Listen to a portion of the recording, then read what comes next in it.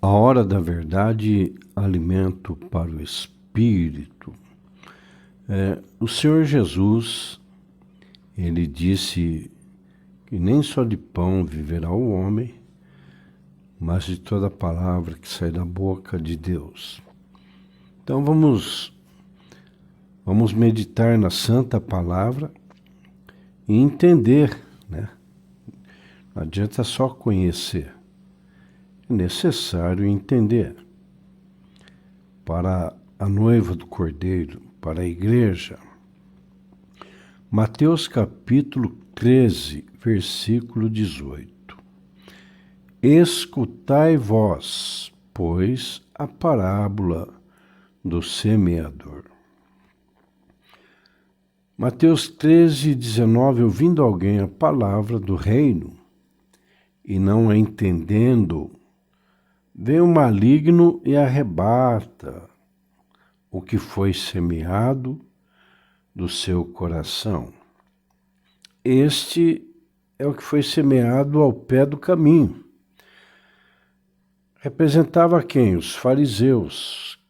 São um grupo de judeus devotos ao Torá, surgido no século II a.C.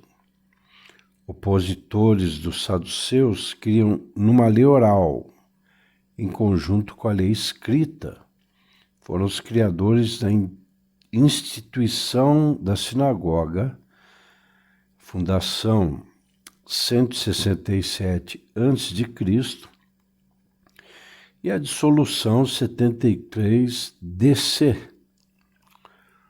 Os herodianos eram uma seita ou partido mencionado no Novo Testamento, como tendo por duas vezes manifestado oposição a Jesus, primeiro na Galiléia e depois em Jerusalém.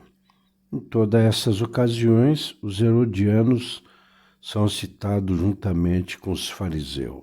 Esse é o primeiro caminho, onde a palavra foi semeada, né? Mas eles endureceram o coração, Satanás tirou a palavra do coração dos fariseus e saduceus. Versículo 20, porém, o que foi semeado em pedregais é o que ouve a palavra e logo a recebe com alegria, mas não tem raiz em si mesmo, antes é de pouca duração. E chegada a angústia e a perseguição por causa da palavra, logo se ofende. Os saduceus eram uma seita, um grupo de judeus presente na Judéia durante o período do Segundo Templo, desde o século II a.C. até a destruição do templo em 70 DC. A seita foi identificada por Flávio Joséfo como o alto escalão social e econômico. Dissolução 73 DC. Então, eles até que recebiam a palavra, mas eram religiosos, né? E quando havia angústia, luta, eles deixavam o que aprenderam e ia buscar os deuses, né? A fé que eles mantinham. O versículo 23, mas o que foi semeado em boa terra é o que ouve, compreende a palavra e dá fruto. Um produz 100, outro 60 e outro 30. E quem são esses? Os discípulos judeus que convertidos frutificaram. Aí são os discípulos. Atos dos Apóstolos, capítulo 2, versículo 41. De sorte que foram batizados e que de bom grado receberam a sua palavra, e naquele dia agregaram-se quase 3.000 almas. Pedro, né? Permanece até o dia de hoje. O fruto, 100 por 1, que a semente caiu. João, capítulo 15, Evangelho, versículo 1. Jesus diz, eu sou a videira verdadeira, o meu pai, o lavrador.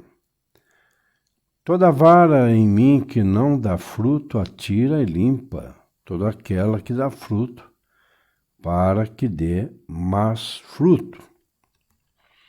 E vós já estáis limpo pela palavra que vos tenho falado. Isso aí foram para os discípulos, né? No versículo 9 diz, de João 15, como o Pai me amou, também eu vos amei, a vós. Permanecei no meu amor. Essas foram a última instrução de Jesus para os discípulos. Essa é a terra que a palavra caiu e deu fruto. E o fruto permanece até hoje, é o Evangelho, é a palavra de Deus. Mateus capítulo 13, versículo 22. Aqui já é para os gentios, né? O que foi semeado entre espinhos é o que ouve a palavra. Mas os cuidados deste mundo e a sedução das riquezas sufocam a palavra e fica infrutífera. Por que gentios? Que aqui diz assim, zambujeiro, da família Oleaceae. O zambujeiro é um arbusto de folhas persistente que pode alcançar o porte de árvore até 10 metros de altura. Os mais velhos têm tronco tortuoso, mas não tão rugoso como os da oliveira. E os ramos inferiores são espinhos. As folhas são idênticas da oliveira, mas não têm tamanho inferior. Então, os gentios, né? Espinhos, zambujeiro. E o apóstolo Paulo, já pregando aos gentios, em Romanos capítulo 11, versículo 17, e se algum dos ramos foram quebrados, aí ele fala para os gentios, e tu sendo zambujeiro, foste enxertado em lugar deles e feito participante da raiz e da seiva da oliveira. Então, enxertado em Cristo, os gentios, né? Na oliveira verdadeira. Versículo 18. Aí ele dá um conselho, não te glories contra os ramos, né? E contra eles te gloriares, não és tu que sustenta a raiz, mas a raiz a ti. Aqui o apóstolo Paulo, ele mostra que nós, sendo zambujeiros, fomos enxertados em Cristo, nós devemos julgar aí as várias religiões, né, desse mundo, nem tampouco a religião judaica. Versículo 19. Dirás, pois, os ramos foram quebrados para que eu fosse enxertado. Está bem, pela sua incredulidade foram quebrados, e tu estás em pé pela fé.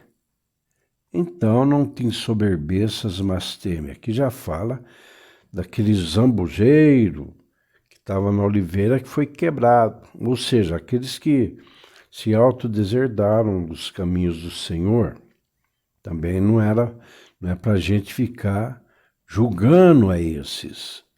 Versículo 21. Porque se Deus não poupou os ramos naturais, vieram para os seus não receberam, e nos enxertou na oliveira, né? Nós, zambujeiros, espinhosos, teme que te não poupe a ti também. Considera, pois, a bondade e, ao mesmo tempo, a severidade de Deus, para com os que caíram, severidade, mas para contigo, a benignidade de Deus.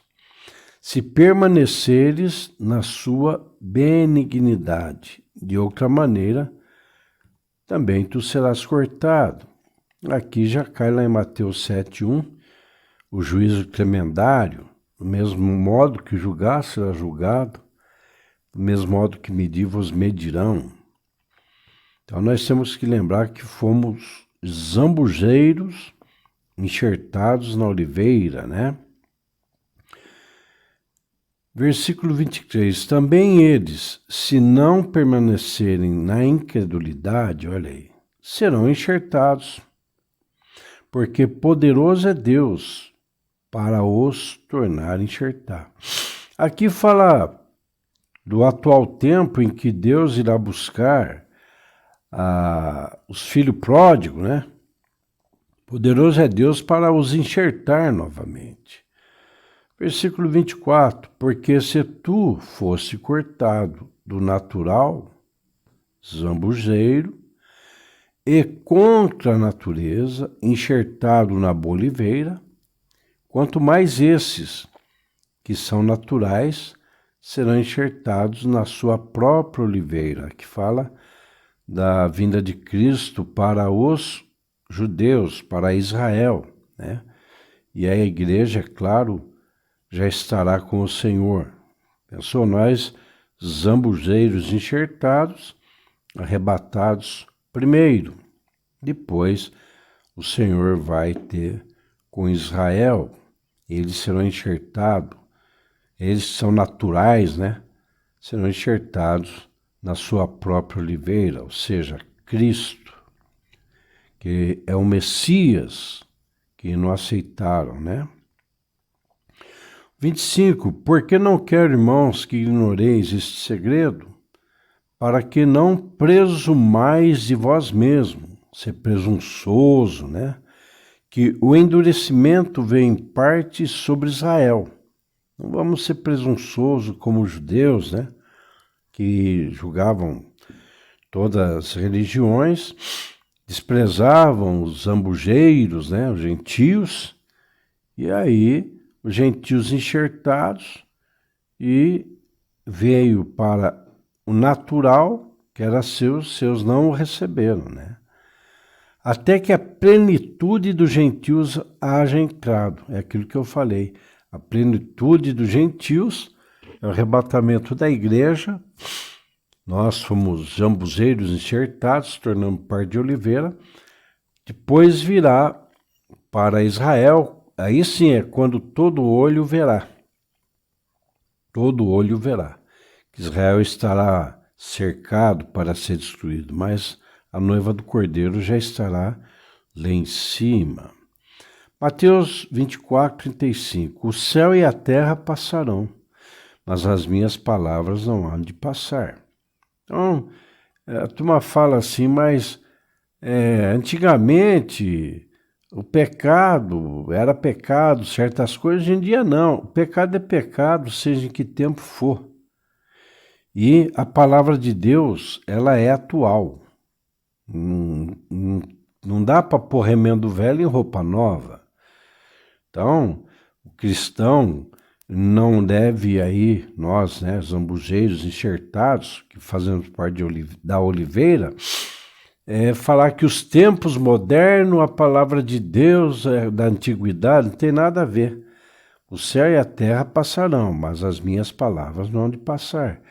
Resumindo, pecado é pecado em todo tempo, né? Aí Apocalipse capítulo 1, versículo 1, olha só. Revelação de Jesus Cristo, a qual Deus lhe deu para mostrar aos seus servos, olha aí, as coisas que brevemente devem acontecer, e pelo seu anjo as enviou e as notificou a João, seu servo, que passou para nós. Então nós sabemos que o que está acontecendo já está escrito, né? Não vamos fazer parte do pecado, fazer parte da ideologia de tanta coisa, né? No mundo atual. Porque nós já sabíamos que vinha tudo isso. 2. O qual testificou da palavra de Deus e do testemunho de Jesus Cristo e tudo o que tens visto.